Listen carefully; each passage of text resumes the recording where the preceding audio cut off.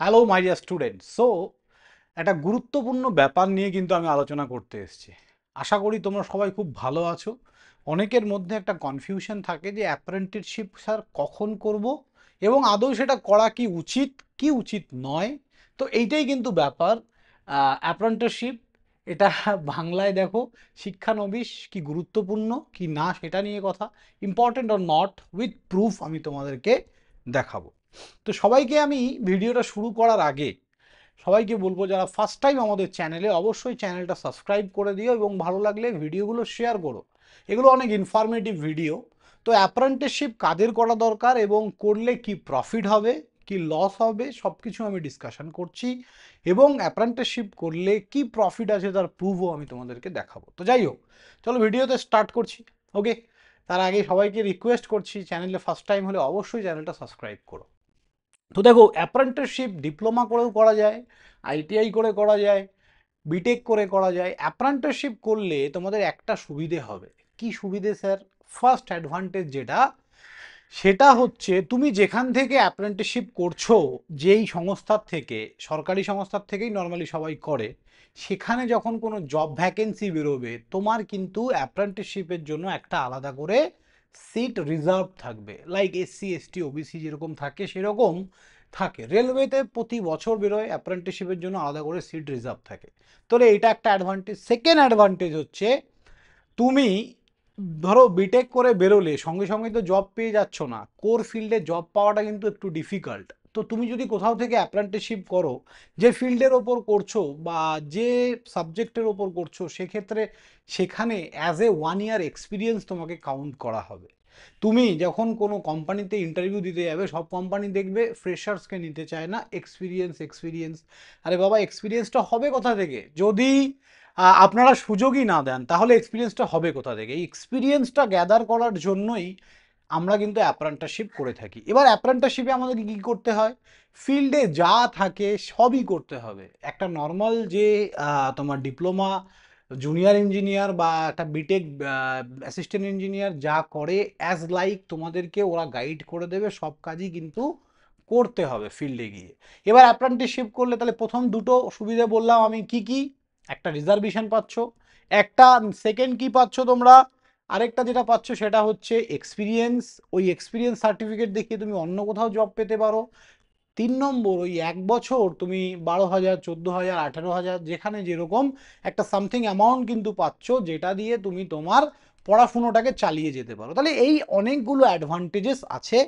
তো ধরো বিটেক করে বেরোলে বা ডিপ্লোমা করে বেরোলে হাতের কাছে কিছু না পেলে 1 বছরের অ্যাপ্রেন্টিসশিপ আমার মতে করে নেওয়া দরকার। এবার এখানে ডিসঅ্যাডভান্টেজ, ডিসঅ্যাডভান্টেজ যদি বলি, সেটা ডিসঅ্যাডভান্টেজ ফার্স্ট যেটা, সেটা হচ্ছে তুমি যে সংস্থার থেকে অ্যাপ্রেন্টিসশিপ করছো, সেই সংস্থাতেই তুমি শুধু সেটার এক্সপিরিয়েন্সটাকে কাজে লাগাতে পারবে। এবার তাহলে স্যার আমি ধরুন কোথাও একটা রেলওয়ে থেকে করলাম, আমি অন্য সংস্থায় না, সেক্ষেত্রে একটু কিন্তু সেন্ট্রাল গভর্নমেন্টের যে সংস্থাগুলো আছে সেখানে সমস্যা হয়। বাট অ্যাপ্রেন্টিসশিপ করার পরে প্রাইভেট সেক্টরে যদি তুমি যাও, অ্যাজ এ 1 ইয়ার এক্সপিরিয়েন্স কিন্তু দেখাতে পারো। এবার অ্যাপ্রেন্টিসশিপে আরেকটা ডিসঅ্যাডভান্টেজ, যে তোমার রিজার্ভেশনটা কিন্তু, তাহলে আমি কি বললাম, রেলওয়েতে অ্যাপ্রেন্টিসশিপ করলে রেলওয়েতেই তোমার ওটা কাজে লাগবে। ঠিক আছে।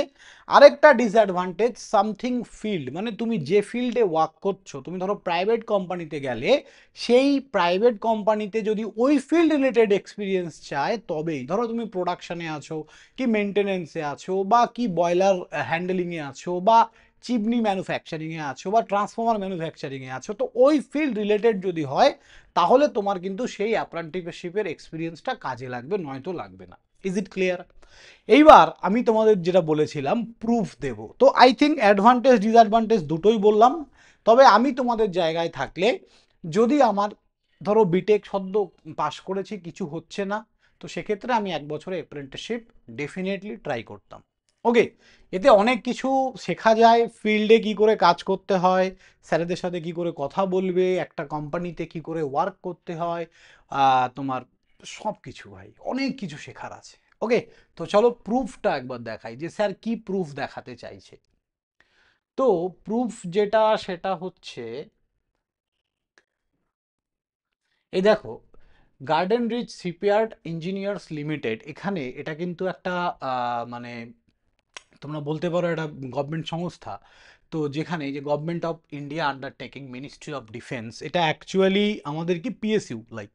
তো এইখানে কিছু রিক্রুটমেন্ট বেরিয়েছে, যেখানে আমি পুরো রিক্রুটমেন্টটা বলছি না, তার কারণ এইখানে আমাদের স্টুডেন্টদের সংখ্যা খুবই কম, তাই আমি আর এটা নিয়ে আলাদা করে ভিডিও বানাইনি। বাট এটা তোমরা যারা অ্যাপ্রেন্টিসশিপ করেছো ফ্রম গার্ডেনশিপ শিপইয়ার্ড থেকে, তারা কিন্তু অ্যাপ্লাই করতে পারো। দেখো, assistant project engineer, okay, and contractual basis for period of 2 ইয়ার, 2 ইয়ারের জন্য কন্ট্রাকচুয়াল বেসিস, যেখানে ফার্স্ট ইয়ার 30,000 টাকা করে, তারপরে 35,000 করে দেবে।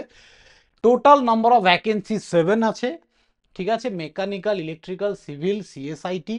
সেমভাবে অ্যাসিস্ট্যান্ট প্রজেক্ট ইঞ্জিনিয়ার 2তেও কিন্তু মেকানিক্যাল, ইলেকট্রিক্যাল, সিভিল, ইলেকট্রনিক্স, এখানেও 7খানা ভ্যাকেন্সি আছে। এখানে পরিষ্কার বলা হয়েছে graduate engineer undergoing 1 year graduate apprenticeship trainee in GRSE, okay, Garden Reach Shipyard Engineers. তো এদের এইখান থেকে যারা 1 বছরের অ্যাপ্রেন্টিসশিপ করেছে, তারা এই পোস্টের জন্য অনলি এলিজিবল। তাহলে আমি কি বললাম, এবার এটা এখানে কন্ট্রাকচুয়াল, এখন নর্মালি বেশিরভাগ জবই কিন্তু কন্ট্রাকচুয়াল আসছে, তোমরা জানো। এবার আফটার কন্ট্রাকচুয়াল আস্তে আস্তে যখন তোমার ওই ফিল্ডে তুমি অ্যাপ্রেন্টিসশিপ করেছো, 2 বছর কাজ করছো, তারপর যখন ওদের রিক্রুটমেন্ট দরকার হবে, তোমাকেই ডাকবে। ভাই তুমি এক্সপিরিয়েন্স 3 ইয়ার একটা কোম্পানিকে সার্ভ করেছো, মানে তুমি অনেক কিছু জানো সেই কোম্পানি সম্বন্ধে। তো এইটাই কিন্তু একটা মানে অ্যাডভান্টেজ ফর অ্যাপ্রেন্টিসশিপ, এবং এটা পাওয়া খুব কঠিন নয়, একদম সাধারণ ছেলেরাও কিন্তু অ্যাপ্রেন্টিসশিপ পায়।